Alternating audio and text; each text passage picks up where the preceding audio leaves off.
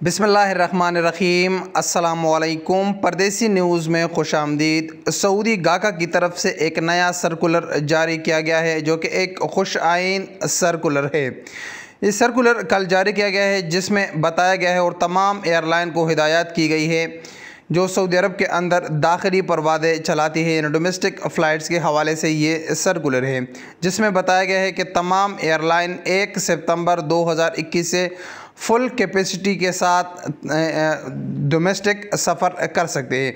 यानी कोई भी नशिस्त अब खाली नहीं होना चाहिए, यानी कोई भी सीट खाली नहीं होनी चाहिए, फुल सीट के साथ सफ़र कर सकते हैं। इससे पहले 75% के साथ था कि आपको कुछ नशिस्त छोड़कर सफ़र करना पड़ेगा, लेकिन अब ये पाबंदी ख़त्म कर दी गई है। इसकी अहम वजह यह है कि सऊदी हुकूमत ने दाखिली परवाज़ों डोमेस्टिक फ़्लाइट्स को भी वैक्सीन के साथ मशरूत किया है। यानी आपको बोर्डिंग पास तवक्कलना ऐप के ज़रिए इशू किया जाएगा। अगर तवक्कलना में आपका स्टेटस इम्यून है तो उस सूरत में आपको बोर्डिंग पास इशू किया जाएगा। तो इस वजह से सऊदी हुकूमत ने 1 सितंबर 2021 से ये शर्त ख़त्म किया है कि कोई नशिस्त खाली नहीं होना चाहिए, यानी अब फुल कैपेसिटी के साथ एयरलाइन सफ़र कर सकेंगे डोमेस्टिक।